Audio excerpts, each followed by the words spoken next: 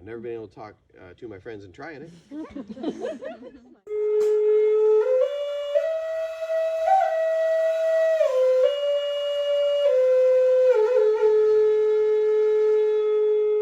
And this won't work, but this would be like an oiled or paraffin or waxed piece of canvas you'd use for rain gear. Nowadays, just like the hammocks, instead of tying your own, you have ponchos and frog togs and rain gear. Umbrellas work good too, but if it started to rain and you were outdoors, you just made a rain cape. You just would put something around your shoulders to keep the bulk of the rain off of you. This wouldn't be ideal, I mean, but it does work. You can make it a little bigger. You could fold it up. Like this is actually pretty big. This would make a nice rain cape.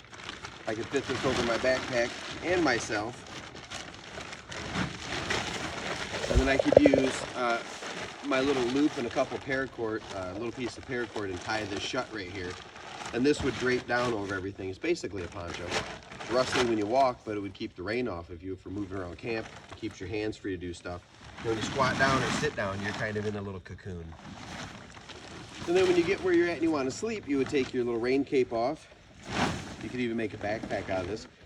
And you'd make a shelter. These are better tarps. This is just like a $10 Harbor Freight tarp. And since it's made of pure Chinesium, it'll fall apart immediately. So I like to reinforce the grommets with little tape, and I put some extra grommets in it. So I'll show you what we're going to do.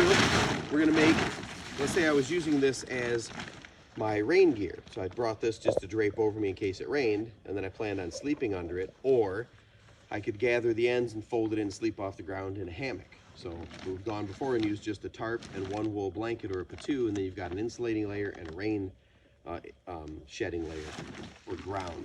The smarter thing to do would be to wear clothing, shirts that I can button or layer, shorts or pants, shoes.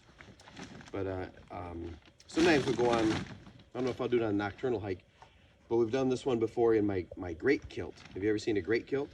It's like 15 yards of 15 feet of wool fabric, 5 by 15 or 16 feet, and you pleat it and fold it a certain way so you wear it like a garment, and then it's got the top part. You just wear that in a t-shirt, and then at night you wear your shorts under it, because otherwise your legs chafe.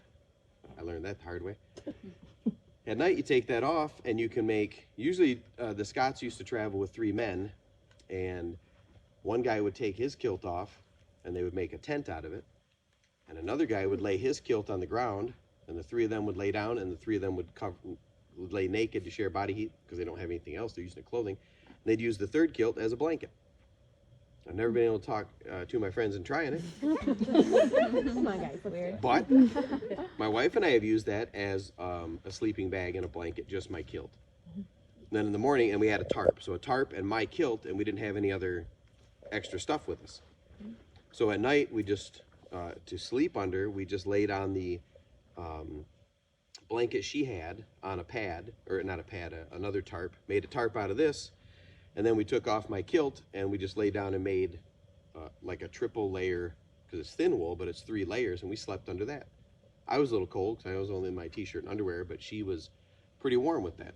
So it worked out good. And then the next morning I just folded it in the tarp and got dressed before we came outside on this hike, and then we packed up the tarp. So we had very little gear to carry, and it rained pretty hard that first night, so it was a good test. She was a little dubious at first as the rain was pounding on the tarp, you know. Anyway, she's a good sport. We made it, and it turned out really good. But if you use this as your article of clothing, because you're trying to be really uncivilized, when you get where you're going, you'd take it off and you would make a house out of it. You could do this, the plow point off there, if you don't have any string or you just have your pocket string. You guys know how to do that.